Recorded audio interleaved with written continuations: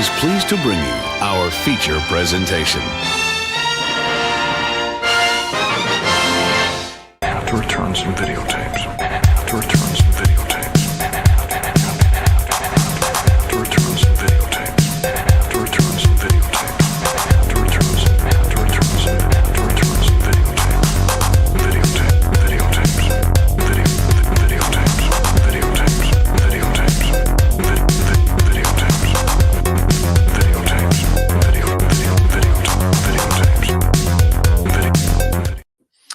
Hey everybody, welcome back to Strange Glow Video. My name is Justin. With me as always is Alec. How's it going? It's going. It's going.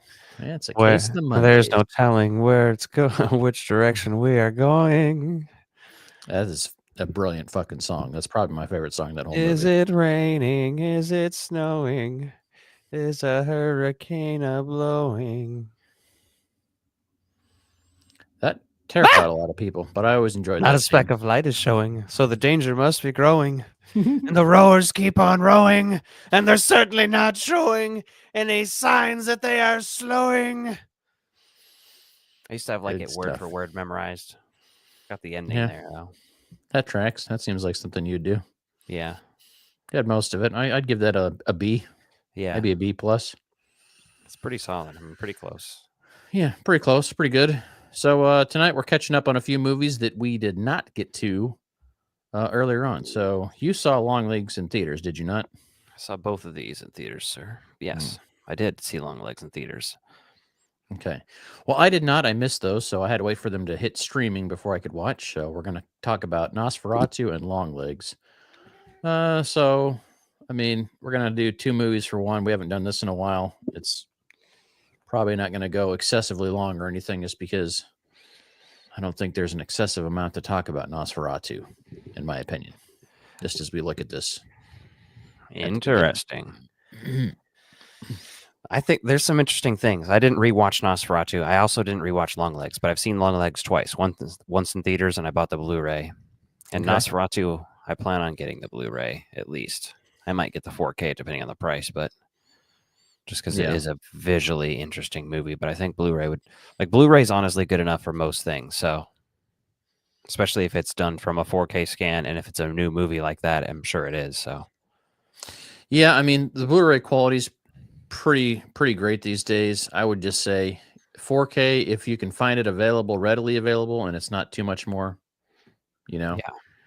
Now, the problem with a lot of 4Ks is a lot of them are like $20 more than a Blu-ray, and I'm like, you're really not doing anything fucking different. The cost to make the things is about the same. All you're doing is upcharging me, so come on. Well, now. yeah, it's especially if you're talking about boutique releases. Boutique releases can get expensive. Yeah. But generally, like some of them are randomly cheaper than others too. Like Nightmare on Elm Street came out and it was like $23 consistently since its release. Yeah. Terminator's been like $25 consistently. Then you have like The Faculty, which has been like $35 consistently, and I'm like, why? The Faculty should be a $20 4K movie, and I would pick it up unless it's a boutique special release. Then I'd pay $40 for it if it comes with some extra shit. Well, yeah, you got to realize that half the draw to physical media is the extras that just are not easily accessible on streaming or just aren't available at streaming at all, right? Certain releases have certain amounts of things on, Well, let me rephrase that. I would say if you own the digital copy, a lot of the extras you can find on there, depending on your provider. But it's not like any of these streaming services have any of these extras. I mean, shit, even HBO used to do way more as far as having the making of movies or special features available that they play between movies, and now that's just not a thing. So if you want anything behind the scenes, you pretty much got to buy the physical media. And it depends on how much you give a shit about like crazy special features. Obviously, there's multiple releases of types of movies. There's basic releases. Certain movies have boutique releases. Certain movies have special editions and alternate versions. And at this point, like, I'm still bummed that the only version that Ghostbusters of the has like that TV cut and stuff, and the early cut, whatever that was called. Yeah, the working copy, the working print, all the VFX were in. Yeah, like all that kind of stuff is not accessible unless you have that one edition, which is it feels cool when you have that edition, but when you don't, it drives you fucking mad. Especially if Well- you're a big fan of that kind of shit, and you would easily pay for a new edition for just a disc of bonus features, even. Well, and what sucks about that is, I've got them all on 4K, and I've got the box set you're talking about. Yeah. But even the digital version of that, like my digital copy that I upgraded to 4K from that set, Doesn't have them. Doesn't have them. It has some special features. Yeah. Now, the crazy thing is, too, is even Afterlife and Frozen Empire both had a ton more special features on the digital copy. And You know even what? some of those you can get through the Fandango, but it's not all there. Not all the special features are there. I haven't seen anyone on YouTube, surprisingly. Now, if I looked, I'm sure there's somebody who's done it, but we should still go back and review those at some point. Yeah. Like, I haven't even seen them, so. Oh, the 4K copies. Well, I have the 4K. I just mean I haven't seen the work print and the TV cut. Like, I mean, I've seen the TV cut back in the day, I'm sure. I do remember watching it on broadcast TV, but it's one of those things I'd like to check out and see. And Well, and it's strange because for us as a household, we had Ghostbusters on VHS. It was one of the first VHS we ever bought as a household because I was persistent. And Ghostbusters 2, we just taped from cable. did it have commercials, though? I don't remember it having commercials. No, maybe we got it from HBO or something like that because we had the premium channels then. But, Yeah. we did record a fair amount of stuff from TV back then. So, Yeah. It's this is kind of random, but speaking of recordings from TV, sometimes I look up stuff on YouTube, like old recordings, or go to Internet Archive. And the thing about Internet Archive is they wiped a lot of shit recently. Not them intentionally, but like copyright people. But people are still uploading. But you can find like old broadcasts of stuff, and I like to do that, see the commercials. In particular, what's interesting is stuff like horror hosts. So you can see the old Joe Bob stuff. But do you remember, I don't know why I'm thinking of this now, but the old cooking show? It was called Peas and Cornbread or something. I do not remember that one. It's not ringing a bell. Well, that was like the theme song, at least. Hold on, let me look this up while we're talking. Okay. And when was this? The early 90s or something? Mid 90s? Yeah. Okay, it was the TBS program Dinner and a Movie, featuring the theme song Beans and Cornbread. Okay, yes, I remember Dinner and a Movie. Yeah, they used to show all kinds of shit. That was a fun show because they do something interesting and make some food inspired by the movie they're watching. That was interesting. Yeah, so they have episodes of that uploaded on there. Yeah, you can find stuff like that, and that's just like super awesome and just like nostalgic in a fun way. And I'm not one of those people who think nostalgia is toxic. I lean into it hard, obviously. It's no question about that.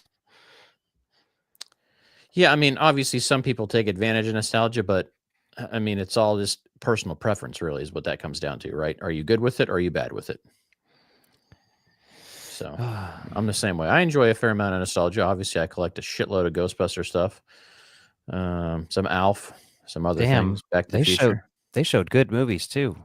A Dinner and a Movie? Yeah, they did, man. I'm looking at their lists.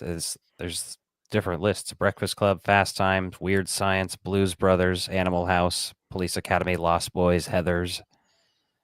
Well, when Shrunk the Kids, Living Daylights, Airplane. When you jump back and look at some of that, the other thing that was pretty cool was USA Up All Night, hosted by Gilbert Gottfried. You're probably too young for that. Oh, I mean, no, I think I might remember. Let me see here. Yeah, 89 to 98. I remember that. Monster Vision was the obviously Joe Bob one. Dinner and a Movie, let's see, ran from 95 to 2011. Holy shit. Damn. Made its return in 2024? What? All right, man. No wonder your mind's psychically looking at this. But no one watches linear TV, though, which sucks because that would be something that you would tune in for. Yeah, that's the thing. You have to air those shows differently now. Like Joe Bob has a show now, and it's completely different. It's still the same format. He cuts into the movie, but there's just no commercials in there because it's on Shudder. This might be same concept. Yeah, might be. Okay, I'd be down for that, especially if they've got something good on there or some interesting hosts too. Like a show like that really relies on the host. And as a kid, I wasn't as picky about the host of that as I would be now. Yeah.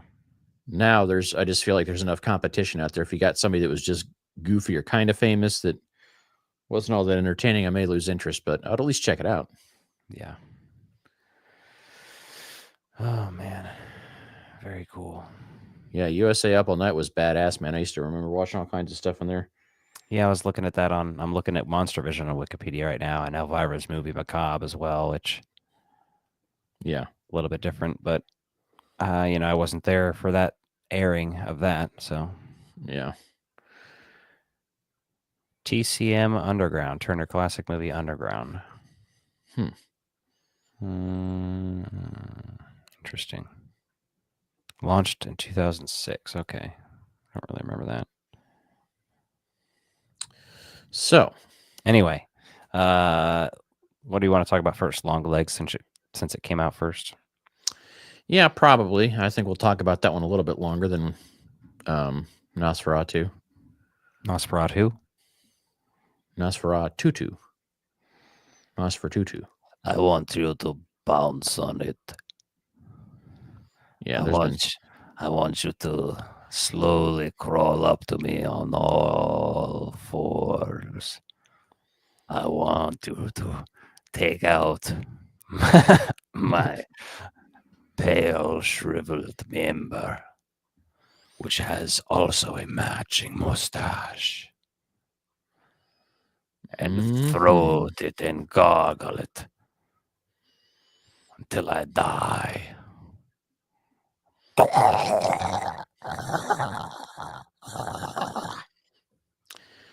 Took Longlegs a real fucking long time to hit streaming, man. Apparently I just realized this came out in July. I knew I missed it, but I didn't realize I was that fucking far behind, man. Damn. Yeah. Yeah, that's been a while. Damn, you're right. Doesn't seem that long. Don't like that. This is one that all the promotions for kept comparing it to Silence of the Lambs, and I was just like, all right, I'm gonna let it happen, and I'm gonna be excited about this. Everybody who had seen it ahead of time was like, it rules, it's awesome. Nicolas Cage is insane, bro. And then I saw it, and I was like, yeah, it's all right. But it's because the marketing and expectations had me thinking I was seeing something that I wasn't, basically. I am glad I took so long to see this because I forgot about all the marketing for this movie. So when I sat down to watch it, it was like a movie that I knew I needed to see. It had been something that came up, and I just missed it last year. I was just busy, being a dad and shit, working, all that kind of stuff, man, takes away from. Now I saw a lot of movies last year, but that was just one I didn't make it to. Yeah. They really try to sell this as a horror to us, which to me felt like a fucking kick in the face. Because it's not a horror movie. It's a thriller. It's a crime thriller at that. With a little bit of paranormal circumstances, some clairvoyance type stuff in there, right? So there's a little bit of stuff in there. Makes it feel slightly X-Files-ish in a very minimal way. Thriller is the 90s term for elevated horror, basically. I feel like. Before the 90s, really, there weren't a lot of like actual straightforward thrillers. There wasn't a lot of thought into that stuff. There was some sort of dark action and stuff like Death Wish and stuff like that. Mm-hmm. But even that's violent as fuck. You know what I mean? Yeah, this movie it just felt like more of a crime movie, right? It didn't really feel like a horror movie in the way that Silence of the Lambs does. But here's the thing. Do you think Silence of the Lambs is horror or thriller? Because I definitely see it as a crime thriller as well. Both of these movies. Yeah. But they both have elements of other things as well. Obviously, there's some pretty horrific shit in Silence of the Lambs, but mostly it's thriller-esque. I feel like some of these get mislabeled because a general audience that doesn't watch a lot of horror is going to be unsettled by this. But at the same time, they're only unsettled by it because it's disturbing in a way that any true crime type stuff would be, right? So there's a few fantastic elements in this, more so in this obviously than Silence of the Lambs, but it doesn't feel like It's scary to me. Now, I will say that being said, Nicolas Cage is great in this, but I wasn't scared by him. See, I'm more scared by like real scenarios like this, like him being so weird and appearing to children is scary because I'm picturing myself as a child in that scene. Yeah. But like, I know what you mean. It's not like the thing is, no movie scares me anymore, really. You have to get to some real fucked up I mean, you can get a good existential shit or like body horror for me to feel anything or kill animals. Otherwise, I'm just like, I don't care. Kill as many of these fuckers, stick a knife in their asshole. I don't give a shit. Let's do it. Let's go. Yeah, and I guess to your point, even body horror, like it's just a good violent kill that just looks realistic or something, looks unsettling to me, but it's Right. not like, yeah. So I guess that makes sense. Yeah, I thought Nicolas Cage is great in this, but it had the Beetlejuice effect. He's really hardly fucking in this movie. Yeah. I mean, he gets under 10 minutes of screen time, I would say. Yeah, he's not Hannibal Lecter. He's Buffalo Bill in this movie. Yeah. Yeah. And then, you get that supernatural element where our main character is clairvoyant. Basically, she's a psychic, or at least we're led to believe that. Which is And one of the so, first things that's introduced that's kind of like, mhm, I didn't like when I initially saw it. I like it now because I'm seeing it through. I'm trying to see this as like a David Lynchy movie. yeah. That's how I try to look at it now because there's some weird shit that we'll get to later that happens. But that clairvoyant stuff, just hearing that word reminds me of Ghostbusters. So I'm also kind of just like, ooh, yeah, clairvoyant. Well, yeah, I mean, I know why you're going there with that, but for me, this is a movie that I think gets better with more viewings because there's a lot going on in it. Like, even I just restarted watching part of this tonight, just to kind of re-grasp the first 15 minutes or so, just to kind of get a good vibe on that. And the intro scene is kind of this little flashback of this girl getting scared, which is great because obviously we get to that way later in there. And maybe, I mean, obviously this has been out a while, so hopefully we're not spoiling anything for anybody. But spoilers, in case you haven't seen this yet, because it did just hit streaming recently. But we get this character, and we realize that Lee Harkin is the girl at the beginning of this movie. We learn that later on, right? I hated that. I probably still don't know how much I like that. The fact that she's directly tied into the case is weird. I like that her mom was the accomplice to try to save her daughter's life, and that's why her mom was so distant and odd and unsettling. Because her mom's kind of like an asshole, especially when she goes to see her in person, and then we see that her mom is really just as much of a monster as Longlegs. Oh yeah, and I like the whole Longlegs thing. Right? They don't really explain why he's called that, but in the very opening scene, it's implied that he says, "Oh, I brought my long legs today," and then he squats down to be eye level with the girl. Yeah. And so to me, it was like, oh, okay, that kind of tells you this guy's thought process. And then obviously these dolls that he makes being possessed and causing people to kill themselves, that's the supernatural element to this, the devil worshiping thing. And you're like, okay, so. And then you have where the mom shoots the doll and it gives her a headache. Mm-hmm. Yeah. And you're like, all right, what's going on here? Yeah, something going on with it. There's to your point, if you look at this like a Lynch film, it doesn't need to be explained. You can't have everything spoon-fed to you all the time. It's open for interpretation. That being said, I think, the second or third viewing of this would get a lot better just because you kind of know where things are going, but you can pay more attention to the background details then. Yeah, I've heard a lot of people try to point out that there's devils all hidden throughout the movie too in the background. Mm-hmm. I don't know if I've actually seen that. They're mostly just shapes and things that people are trying to point out, so they could just be grasping for straws. But yeah, the other thing that I mean, it could be very cliche, but I thought it was well done, is the fact that it's her boss at the FBI that brings her onto this case. It's his daughter's birthday is the 14th. right? So she's kind of like the last victim, the last family of this. So it's very tight knit and well packaged as far as, okay, we got a main character that dealt with this as a child, and now she's going to stop another child from being harmed in a similar way. So fascinating with that piece. And then they clearly go out of their way not to tell us when that daughter's birthday is at the beginning. No, they're just like, oh, yeah, your birthday's coming up. Are you going to come to it? Yeah, you can invite her. Okay, great. Mhm. But they don't say anything about when it is. I mean, because had they said, oh, yeah, my birthday's the 14th, obviously that would have given that away at the very beginning of the film. So, Yeah. a few of the things, though, that irked me, and I don't have a lot of complaints in this movie. You know, it's like I said, it's just kind of it's a good movie. I wouldn't say it's great, but it's good. It has a certain vibe to it, a quality.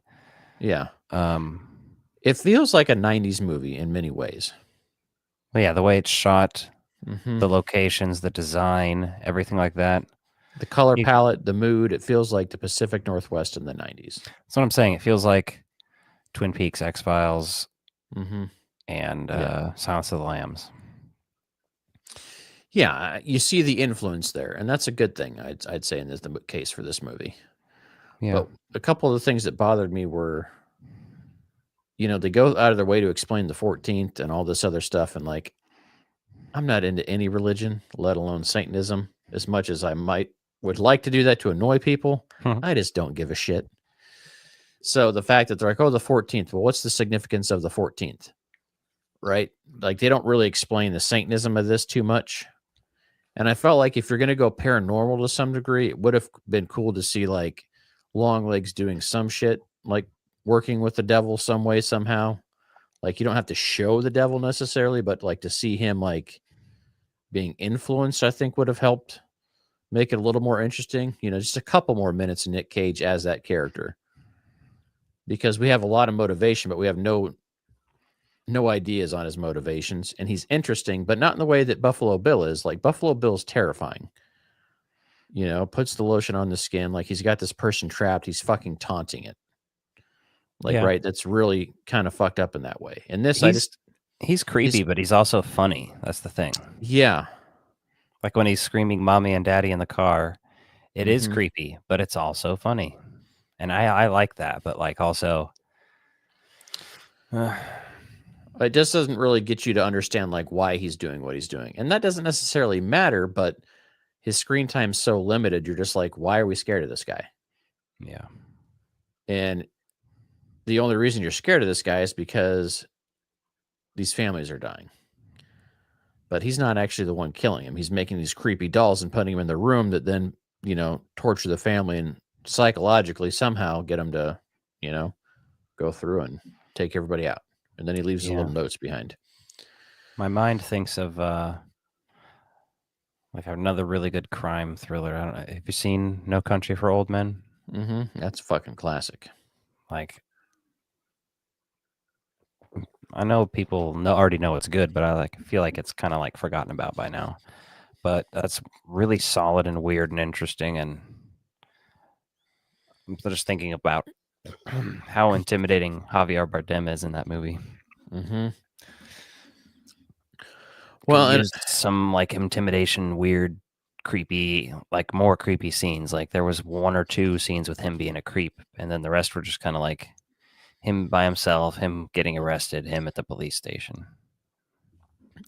yeah, and like him slamming his head into the table in the police station felt fucking very Joker-esque to me. I don't know why. It just felt like so much. And it's probably something to do with the makeup, but the interrogation scene reminded me of like several takes on the Joker. And I was just like, Mm-hmm. I wish they would have done something different there just because I felt like that character deserved better. Yeah, it's not a perfect movie. But That part didn't really feel fresh. And then he's dead like all of a sudden. And then like, okay, so who's the accomplice? Well, then we find out the mom's the accomplice. And she's really scarier than he ever was. yeah, Because she's got the fucking shotgun in the child's face. Like, that's way scarier than some guy that's putting dolls in people's houses. for sure. So the true monster was her own mother. Okay, that's cool. But there's a few ways they could have played it out different. And I don't know. Like I said, I enjoyed it, and I think it gets better with multiple viewings. Like that's kind of where I'm at with it because you're going to catch the details in there. Yeah.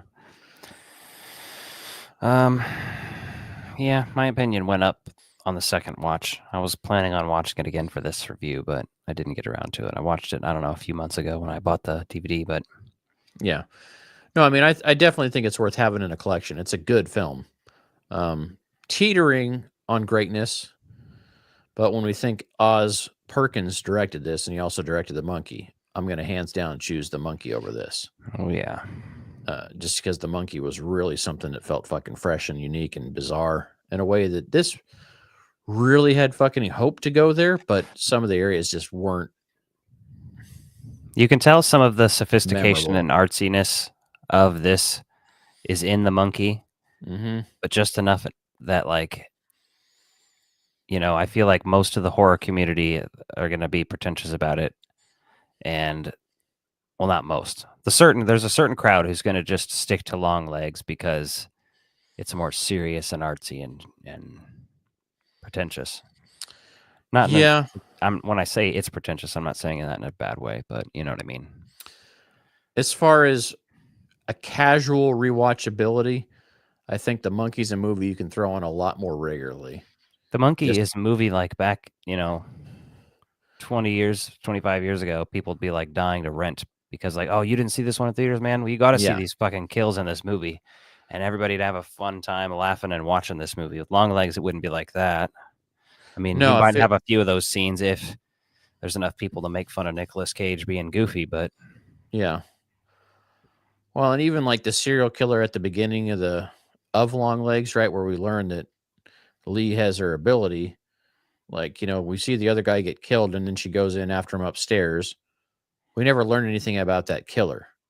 Not that you need to, but like we don't even understand why they're on that case. They basically just use that as a really quick way to shoehorn in that she's got this psychic ability. yeah. And it felt a little bit wasted. Like I felt like had they actually done that in the 90s, this movie would have been edited a little bit more differently. I think there are some changes they would have done. I think they would have drawn out a little bit more in the early stages of this, drawn that up, and then weaved in a little bit more of Nicolas Cage because his portrayal was great. I mean, that was one of the top parts of this movie, but it's just barely there. Yeah. What'd you think of the supporting cast? So I thought Micah Monroe as Lee Harker was great. Trying to Yeah. think of what She else was I've. in It Follows, and she was in the Independence Day sequel. Okay. She's the president's daughter in that. And she's going to be probably in the new It Follows movie, I imagine. Mm-hmm.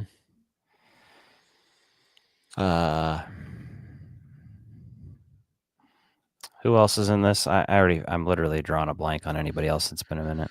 Obviously, Nick Cage. Blair Underwood is Agent William Carter, one of Lee's superiors, and then so Blair Underwood Can't picture. is her boss. Hmm. Blair Irwin Underwood. Medea's family reunion. Long ways. Yeah, it looks like he's done a fair amount of stuff, especially some television. So, I mean, I thought he was solid in his role. I thought he was good, and then the fact that he gets her to drive him home, and they're having that whole conversation of like, yeah, I'm in trouble with the family, the lights on, that kind of stuff. Yeah. Those little things there, but I never really felt like anyone was in danger in that movie. And I guess to me that's what I'm looking for in a horror movie, especially a thriller movie like that, because Well, I felt like she was in danger, like when Longlegs came and dropped that shit off at her place, but not in a way where like I was like actually thinking she was going to die or anything, obviously, because the movie would not go on. Yeah. But it was like a really creepy scene. I liked that, but like also could have been creepier. It's like a lot of these scenes like are dick teases of scenes, like where you're just almost, it's something that's just so good. Mm-hmm. And then it just kind of like peters out instead.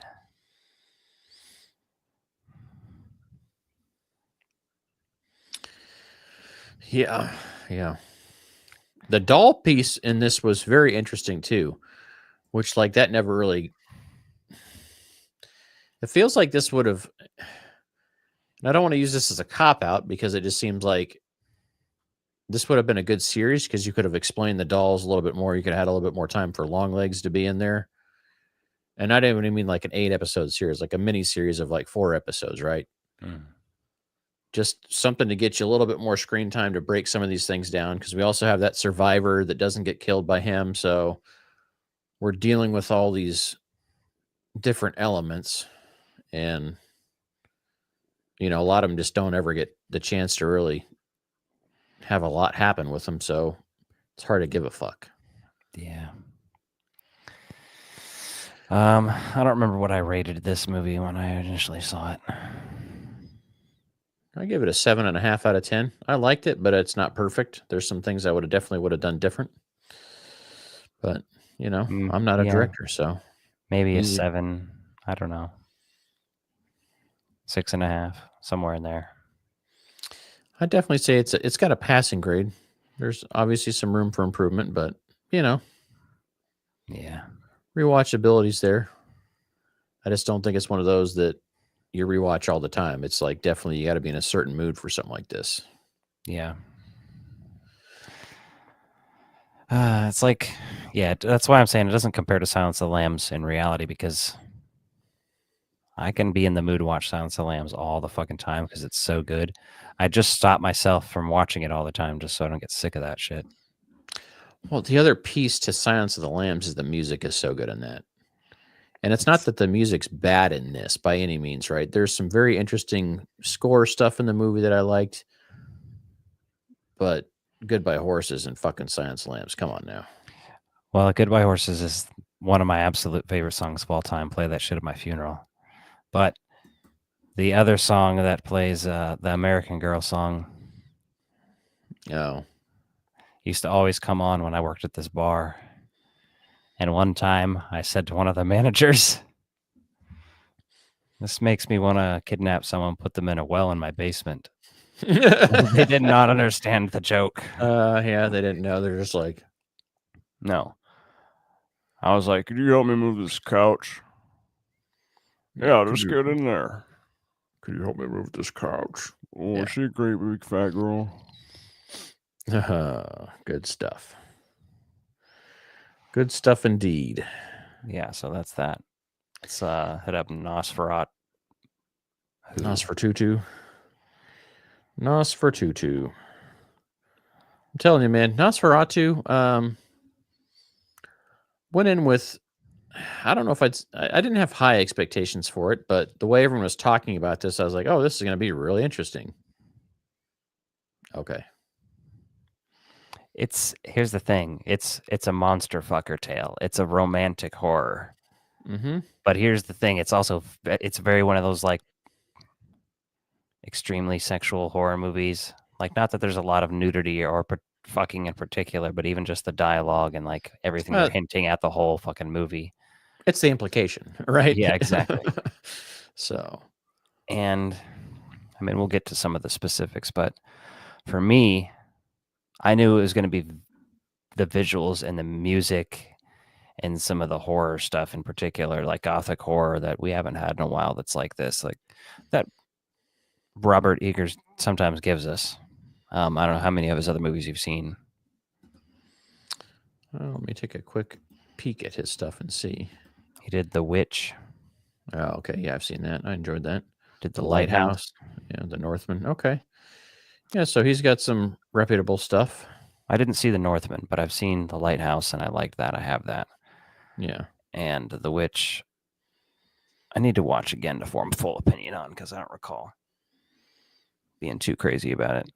But I just need to watch it again because it feels right up my alley. So, Well, when you talk about this movie, I think you're talking about it from several angles. From a technical filmmaking standpoint, it's fucking beautifully shot. The cinematography on this is amazing, right? It's just beautiful. Really sets the tone for the movie. The color palette, everything there is very intentional, so it really sets a mood for you. To me, I think it was a ridiculous move to be perfectly honest, to cast Nicholas Hoult in a second Dracula adaptation. That was problematic for me. And also Willem Dafoe in a second Nosferatu adaptation. Mm-hmm.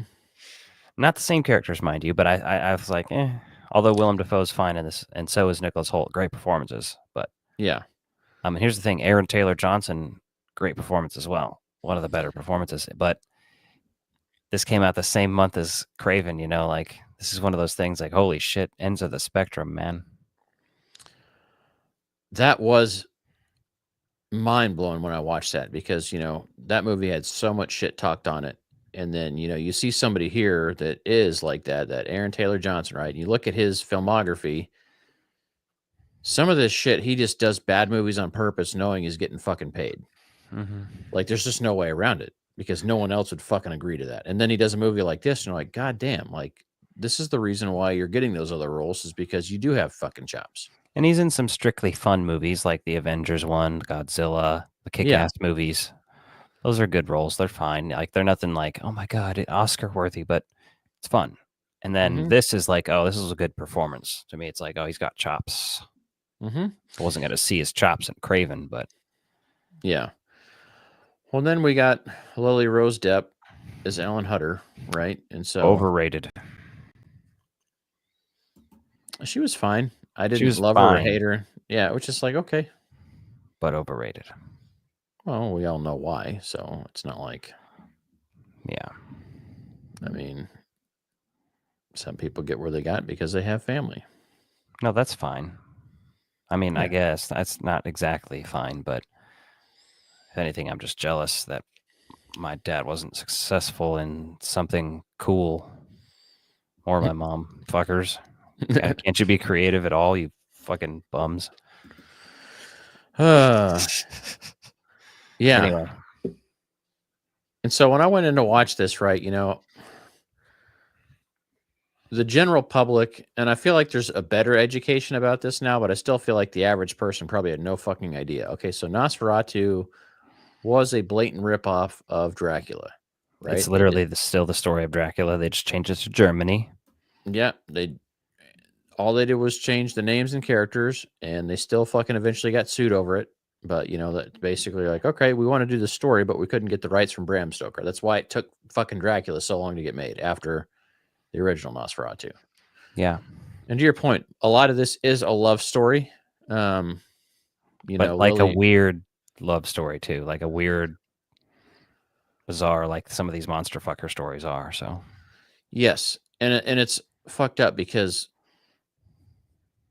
and I haven't really rewatched Bram Stoker's Dracula, that version of the movie, in a while, or the 90s one. Yeah, and I read the Dracula book, probably 15 years ago. So I don't really remember the ins and outs of it that well. And I feel like I should revisit that just to kind of get a better idea of how Nosferatu does with some of these elements. But Ellen is clearly a lonely person, so she wishes her loneliness away by having some monster awaken. Okay. So she accidentally wakes up, Orlok, aka Nosferatu, however you want to describe him here. And, they get their thing on, and then, Yeah. Then the movie just sort of ends. And then they make baby Draculas, and then I bought one at a circus in a local town.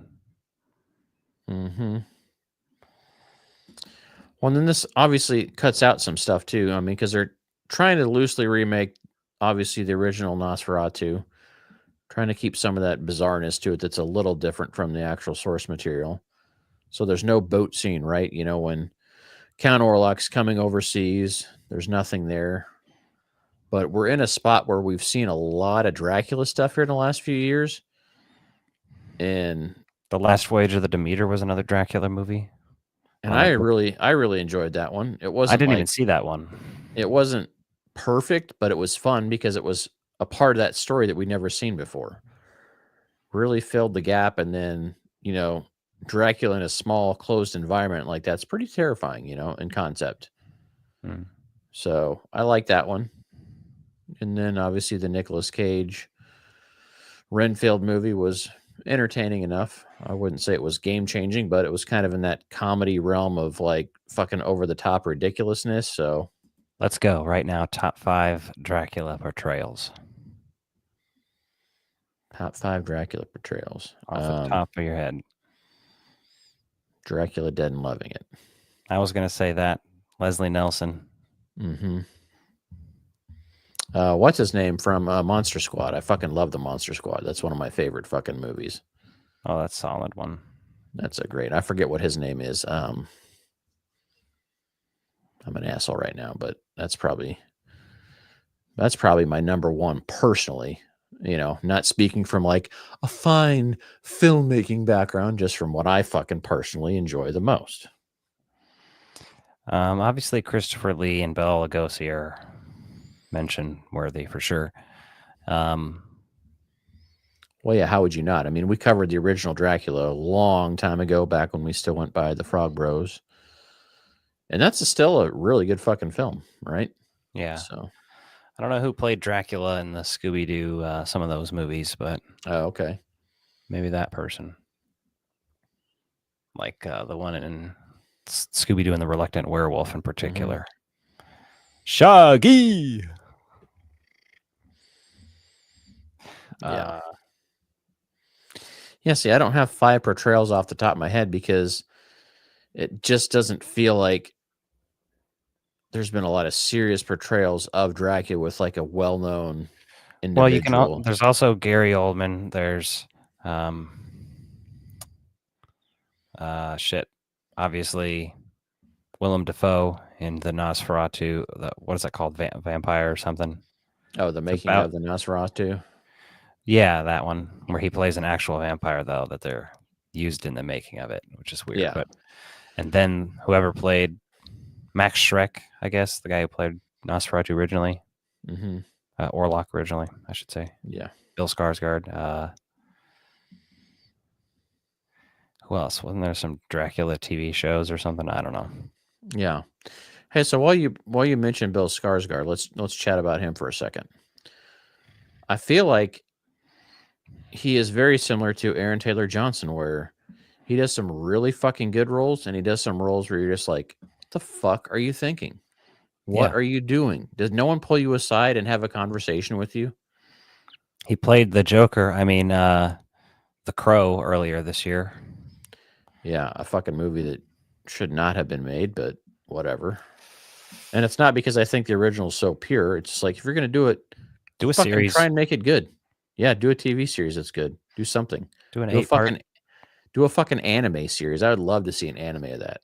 Yeah. Or an animated series for that matter. Like, right, go heavy based off the novel, graphic novel, and make it fucking dark and dirty in a way that the movies haven't been able to do. Bill Skarsgård's fine as Count Orlok. I was impressed that was his voice. Like, I thought for sure someone had dubbed over for him, but when I did the research, it was like, oh, nope, he's somebody else there. Yeah. The look of Count Orlok in this movie, I didn't necessarily love it. I didn't really hate it. See, yeah, I knew the moment I saw it on screen, people were going to hate the mustache, but I understood its historical significance. Accuracy. Yeah. Yeah.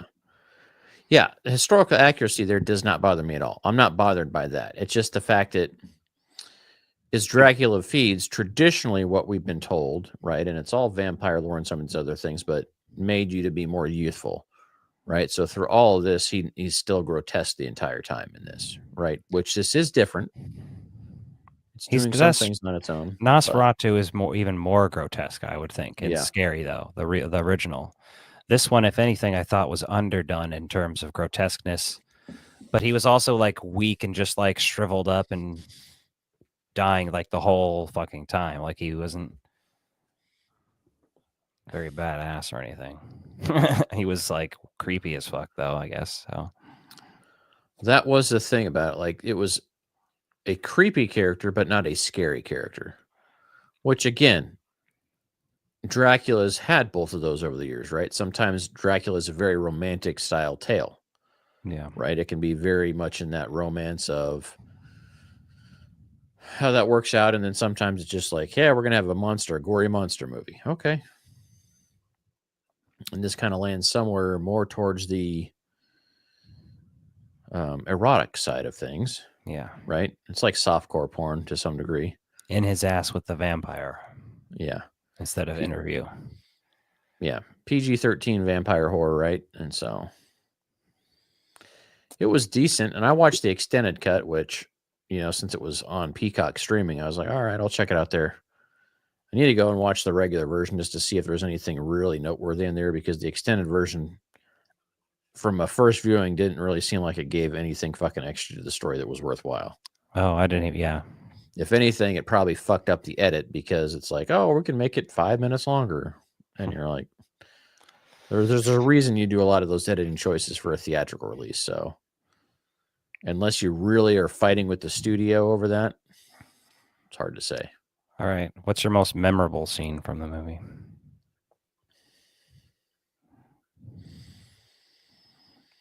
Dracula nutting and then dying. Well, I mean, that is the most grotesque scene, because, like you see him like stripped down and like his back looks so gross and he's on top of her. And that's truly like pretty gnarly. Like, it's gnarly. It's uncomfortable, because I imagine that's how any woman that ever slept with Hugh Hefner felt. Like, it was just like this fucking gross old body climbing on you with his old balls. Ugh. Yeah, his balls, they're old. And yeah, I mean, like, that was the most grotesque thing, was like, a woman is so lonely. You really want me to think that this woman is so lonely she's going to subject herself to that? Well, she knows at that point that once she bangs him, he's going to die. Yeah. And so is she, probably. She's accepted that. Like, that's the whole weird thing about it, is like, they discover that at some point she needs to bang him to die, to kill him. Which is super weird. Like, and because she's under a spell by him, basically, essentially the whole time. That's the only reason she's into him. And Thomas, like, sells the rights of her to him earlier in the movie, but it's because he tricks him with the paperwork. He's like, yeah, this is totally about the real estate I'm buying, and not me getting to pound your girl. I'm going to cuck the shit out of you. Yeah, basically he's like annulling their marriage. And you're like, how? Like, I didn't like, why the fuck does this vampire care about legal paperwork? Like, fucking look at modern America. No one gives a shit about legalities of shit. Yeah. Fucking made up. It's all nonsense. Nobody well, it cares. doesn't try to stop him from stomping him later either. So,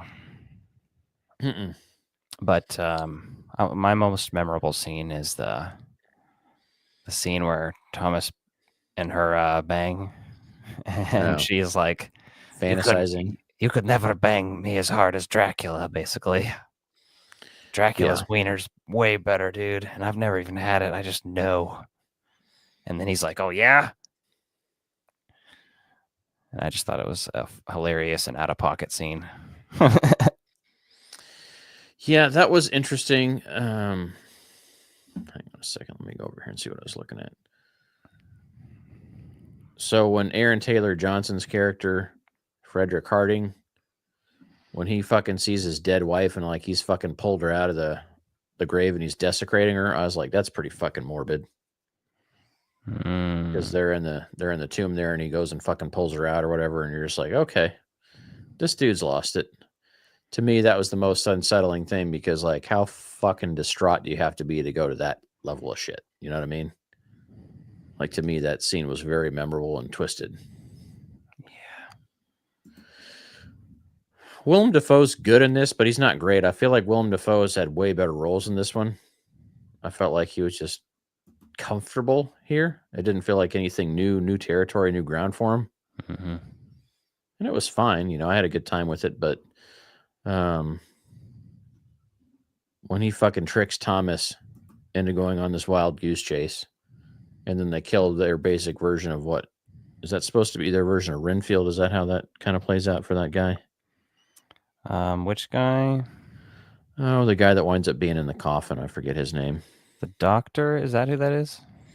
Can't remember Yeah, his name in it. yeah, because No, according to this, he's based on John Seward, John Stewart. MD. Okay, that makes sense.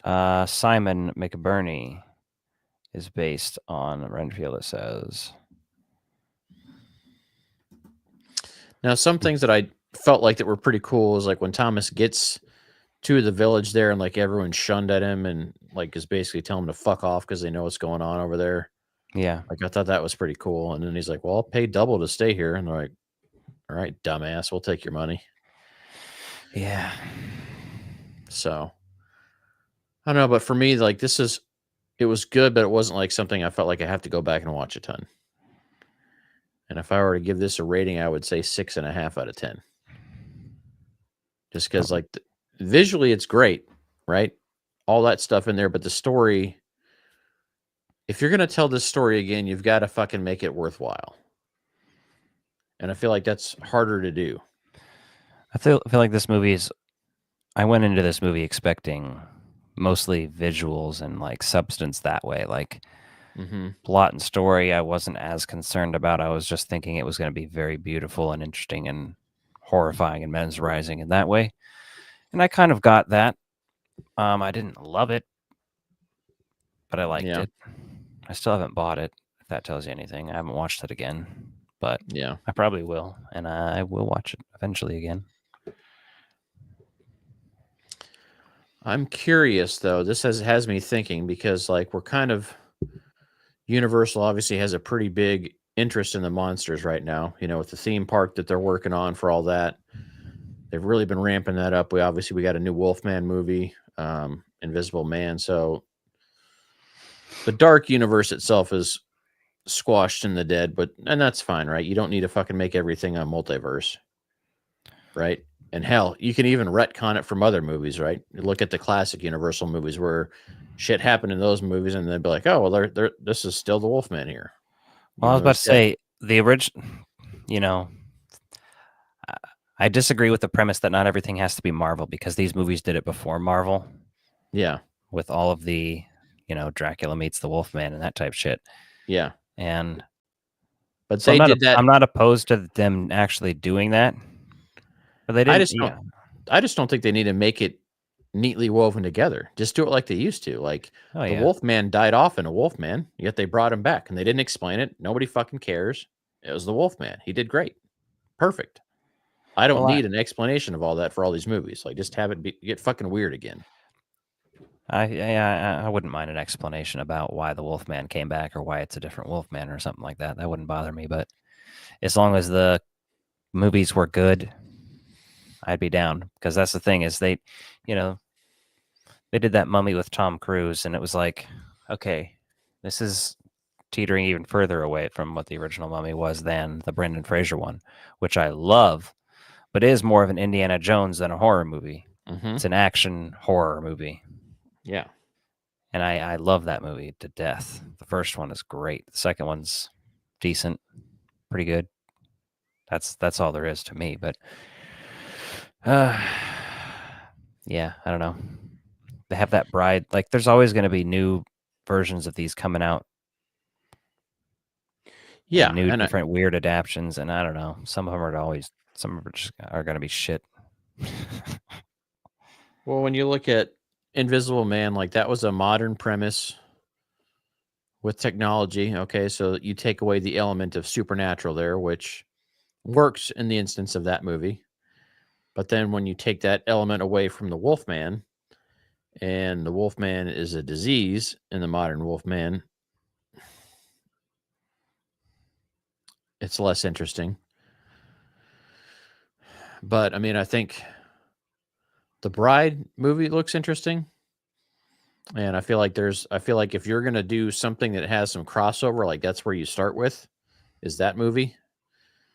Ignore the Invisible Man and Wolfman as far as those things go, just because, okay, you can have those characters in there, but you don't have to tie them directly to this other stuff. Yeah. Because otherwise, if there's a supernatural element, people aren't necessarily have control over it. But when it's these other things, it's like, yes, people are making bad decisions. Like, this guy's a fucking creep. So he made all this technology to fucking terrorize a woman. You're like, okay, well, that's pretty fucking dark when you think about it. So it's better that an accident happens or whatever else. So, yeah. Interesting, though. Yeah, I mean, I like both these movies well enough. For me, Longlegs is more rewatchable than Nosferatu. Yeah. Neither were my favorite, or even my favorite horror movies of last year. So that's The Substance, then Terrifier 3, probably for horror at least. Yeah. Strange Darling is probably above at least Nosferatu, maybe above. I don't know. Nosferatu, Strange Darling, and Longlegs, I kind of feel similarly about. Yeah. Strange Darling, I liked a lot. I need to see that again to really get a feel for how it is. You should check out I Saw the TV Glow if you get a chance. Yeah, you mentioned that. I might watch that again since I was thinking I was not paying as much of attention last time, but I think you'd get something out of it. Sorry, guys, I'm fucking tired. Yeah. I don't know why. I saw the TV Glow, so I'll talk about that. But there's a ton of shit that I didn't get to watch from last year yet, right? So when I start breaking these down. Did you see the Kingdom of the Planet of the Apes movie? No, not yet. I still need to see that. I think it's on Hulu, so you can check it out somewhere, I think. Yeah. Disney Plus probably too. Yeah. There's a list of stuff that I need to get to still, just knocking those Longlegs off of Nosferatu. Now, having seen them both, I'm glad I didn't rush to the theater, because there's nothing worse than going to the theater and being like, oh, that was okay. Yeah. Because I'm perfectly fine with okay movies, right? Not everything has to be amazing, and it can be a good movie or a decent movie and still be worth your time. It just means that I'm not going to watch it a ton. The rewatchability is not there for a lot of those movies for me. Yeah. So to have skipped those in theaters, I don't feel like I missed out. I do feel like both those movies got hyped up a lot more than they deserve to be. Yeah, I could feel that. And I felt like Strange Darling was way underrated, but that's just because it had such a small release in comparison to some of the other ones last year. Yeah. I feel like that didn't play in most towns. I feel like even most AMCs only had that in one theater within the city. I think only one theater in town even was playing that here. So, or not very many anyway. So it just didn't have the distribution that some other ones do.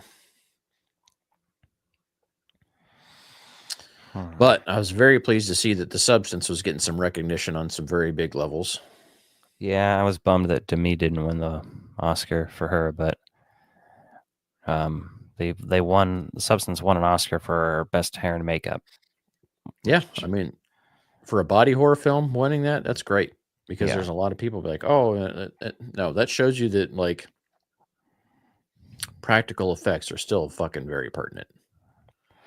Right. And that was a good blend, but a lot of that shit was practical effects on set. Oh, yeah. They actually shot all that blood into the crowd, too, and everything. Yeah. It's crazy. So, Frankie Frico is one that came out last year I did not see. Oh. But it looks like it's streaming on Daily Motion.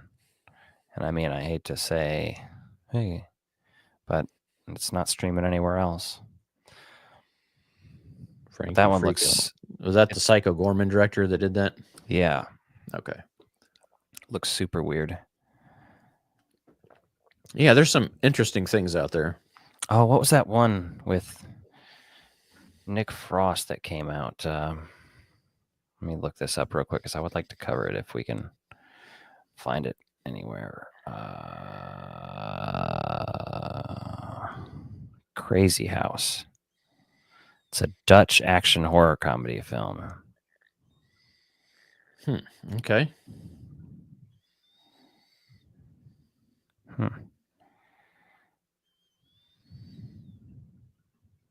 Is it streaming anywhere?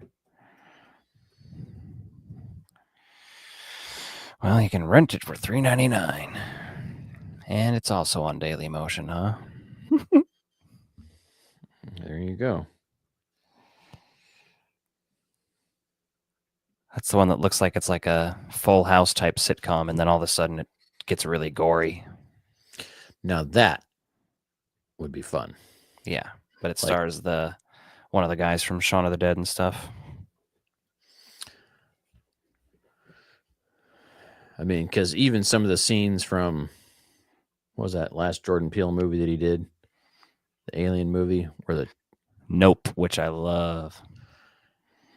I mean, Nope really hinted at some of that from the talk show, from the monkey stuff in there. Like, could you imagine had they just made the movie about that?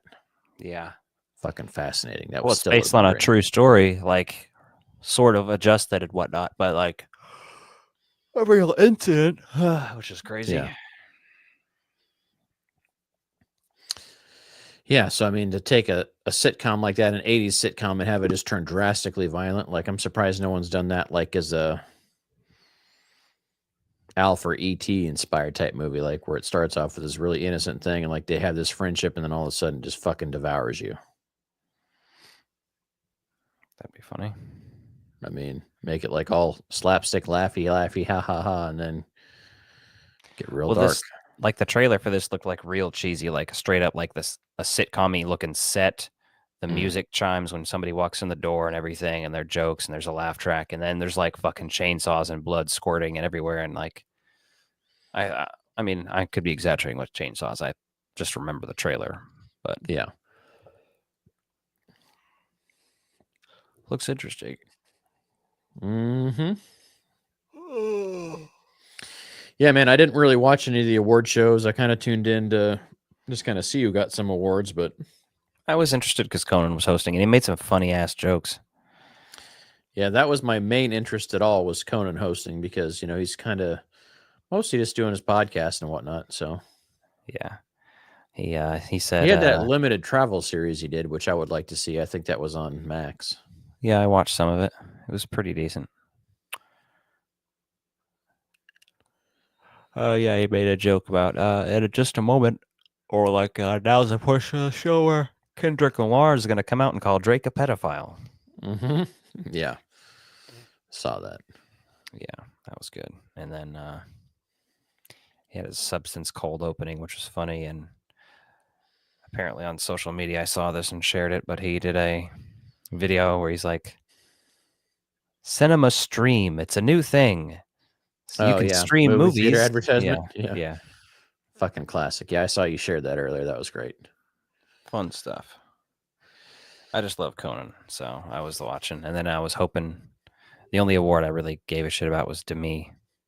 I wanted the Substance to win all the awards, but at the same, I mean, I don't actually care about the Oscars, but I wanted her to win for her because she's never won one and she is a queen. So Yeah, I mean, one of her best roles ever, right?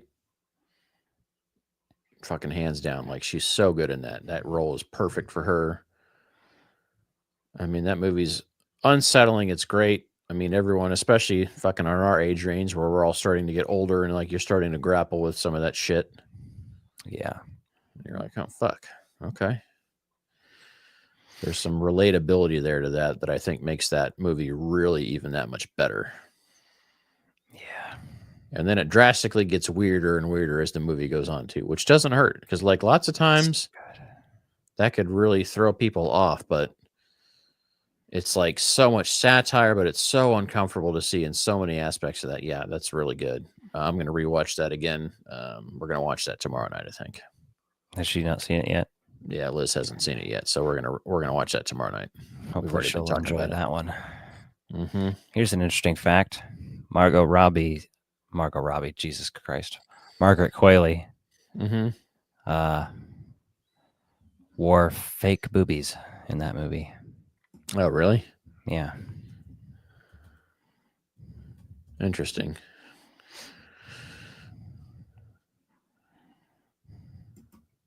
I mean, I don't really think that changes anything of it, right? Because it's all about like looking perfect, and that really kind of upsells what they're fucking selling, really.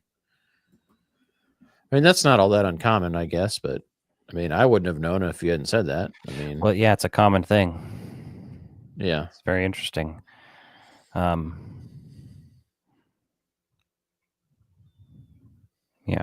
No, you wouldn't have known. Yeah.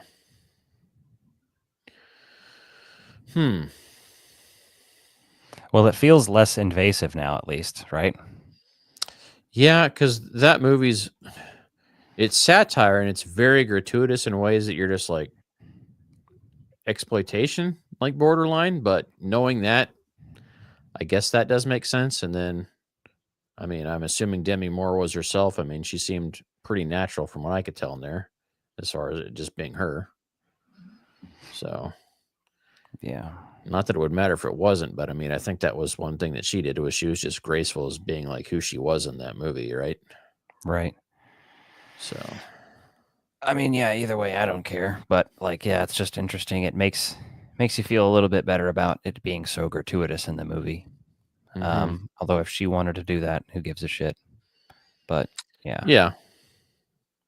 Yeah, I mean, you know what you're getting into and you sign up for that. I mean, I would hope so. So, yeah. I mean, I guess you could look at it each way.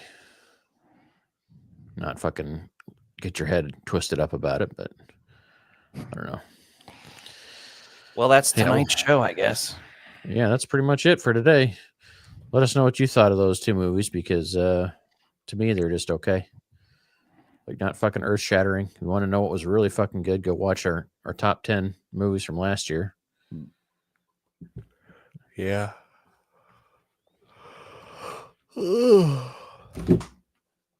Thank you, Yoshi. What'd he do? Knock your shit over? He jumped on my headphone cable that jerked it out of the thing. He's like, you, sir, are done. I'm through.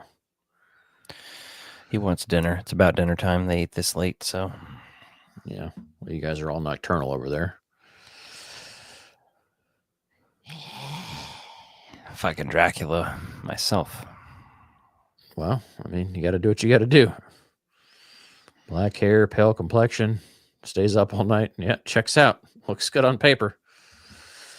All right, we'll see you back at it next week. Don't party too hard between now and then, and watch some good movies because these ones are just okay. We're like the antithesis of Wayne's World. They end the show saying "party on," and you're like, "Don't party too hard." Watch some okay movies. All right, Dad. I mean, if you want to get fucked up and do some crazy shit, go for it. Just make sure you don't get in trouble. Or do get in trouble. I don't give a fuck. You know what I mean? Good night.